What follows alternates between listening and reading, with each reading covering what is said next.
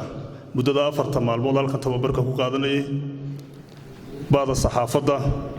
iyo marti sharaftaba waxaan ku salaamayaa salaanta islaamka assalaamu calaykum waraxmatullaahi wabarakaatuh runtii waqtiga oo inagu cidhiidhiya darteed waxaan jeclahay inaan hadalka aad u sii dhexgelin balse aan muujiyo ugu horreyn inaynu farxad weyn oo tahay ka soo qaybgalka shirkan iyo inaanu qayb ku yeelanno culumta waxbarasho ama aqoon kororsi ee muddada 4 maalmood halkan ka socotay dhowr qodob baan isdul istaagi doonaa ka koobaad waxaan ku muujinayaa bal ahmiyadda kulankan uu noo leeyahay iyo waxa wanaagsan ee halkan aynu ku wadaagno inaan dhowr qodob ka taabto waxaan ku soo ururinayaa kulankan inuu yahay kulan sharafeed madal aqooneed madal dowladnimo iyo wada shaqayn koobsanaysay oo lagaga hadlayay dowladda dhexe iyo dowladaha hoose siday wada shaqayn lahaayeen dalkana loo gaadhsiin lahaa qaybta nagaga aadan horumar waara waxyaabaha diiradda aynu saarnay waxaa ka mid ah inaynu ka hadalno waxyaabaha qaran ugu muhiimsan oo dastuur xeerar siyaasado shuruuc habraacyo nidaamyo iyo waxyaabihii loo baahnaa inaynu ku wada shaqayno runtii kulankani wuxuu muujinayaa markaa in rajo wanaagsan oo wada shaqayneed oo isbeddel inagu keenta ay ka soo baxaan qodobka labaad waa qorshayn magaalo marka laga hadlayo hirgelinta qorshayn magaalo qaab noocee ayay u dhacdaa habraacyadeeda iyo hanaankeeda sharci waa noocee waxa hubaal ah inay 3 qodob oo u baahan tahay mid waa codsi ka yimaada maayirada magaalooyinka hadday tahay maayir caasimadeed ilaa maayir degmo maayir magaalo oo dalka Jamhuuriyadda Soomaaliland ka tirsan uu xaq u leeyahay marka la doonayo in la sameeyo qorshayn magaalo oo magaalada uu maamulo ah inuu soo qoro warqad codsi oo ku soo socodsiyo wasaaradda hawlaha guud wasiirka wasaaradda hawlaha guud oo ah gudoomiyaha guddiga guud ee naqshadeynta qaranka ayaa isaguna shir isugu yeedhay guddidaasi oo ah 7 wasaaradood oo dalku u xil saaray guddigaas codsiga maayirka waa la hordhigayaa deedna waa ansixinayaan ansixin kadib waajibaadka halka ka dhalaya wuxuu noqdaa mid wasaaradda hawlaha guud ay xaq u yeelanayso inay fuliso qorshayntii magaalo oo hirgelinteedii markaa ay samayso wasaaraddu sida hore loo sheegay kaligeed fulin mayso waxay leedahay la hawlgalayaal badan oo dalka ka tirsan dowladda hoose ee laga hawlgalayaa waa ka mid marka qorshaha iyo nidaamka uu ku dhacayso qorshayn magaalo waa nooca waa qodobka labaad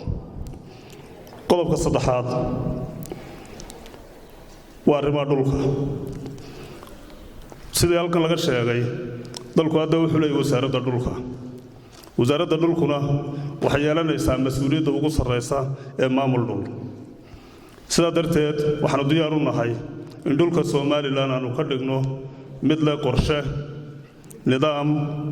dhowrsanaan iyo deganaan dowladnimo oo dhammaan sida shuruucda qaranku ay sheegayso loogu dhaqmo wada shaqayntiisuna noqoto mid guud oo la wada leeyahay oo aynu muujino lahaanshaha guud ee dowladnimo eenu dalka ku leenahay mas'uuliyaddan aynu gudano si loo ilaaliyo danta guud waxaanu ku dhawaaqnay ururka heeganka kormeerka danta guud ee qaranka iyo adeegaanu bulshada ugu talagalnay inay nagala soo xidhiidhaan waanu fursad u siinay wasaaradda iyo dadweynaha Soomaaliland ay isku xidhnaadaan oo ay wadaagaan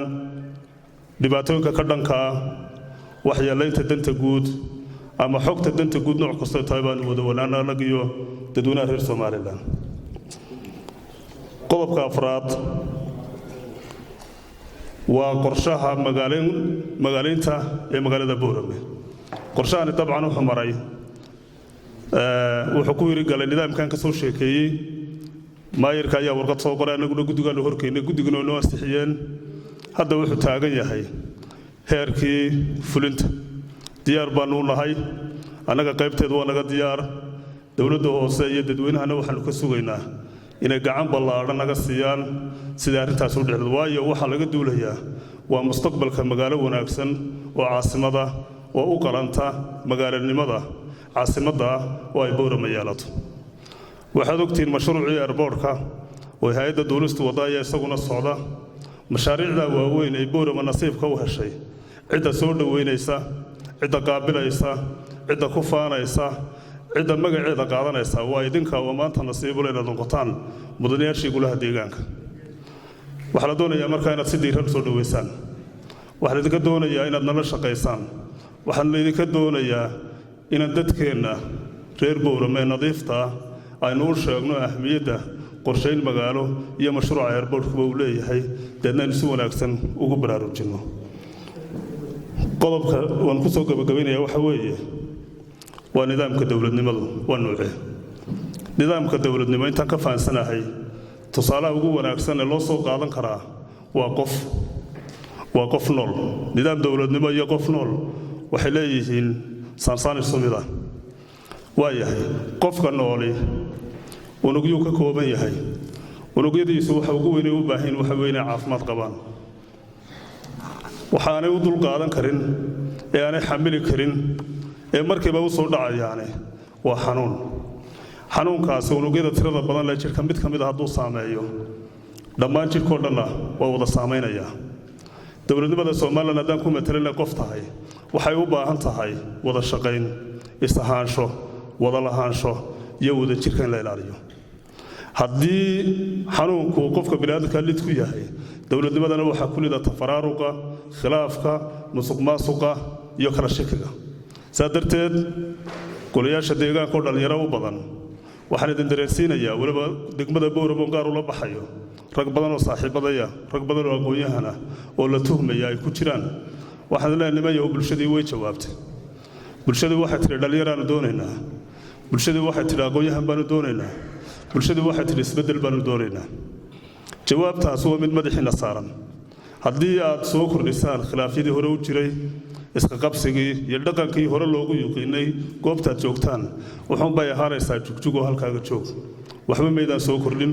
waxba maydaan bedelin. waxaan isku dhiirigelinayaa inaad midnimada iyo wada shaqaynta, fahanka nidaamka dowladnimo tu guud iyo tu kalaba, ka dhabaynta kaalinta aqoon-yahanimo iyo wada shaqayntu ay noqoto mid innaga inaga muuqata, Booramana ay tusaale u noqoto dalka intiisa kale. waa iga dardaaran mar labaad, mar saddexaad iyo mar afraadba arrintaas waa iga dardaaran. wasaarad ahaanna waxaan idinla shaqaynaynaa si karti iyo daacadnimo ku jirto, mashruucaasna uu noqdo mashruucii ugu wanaagsanaa baan rajaynaynaa oo dalka wax badan ka bedeli doona. asalaamu calaykum waraxmatullahi wabarakaatu.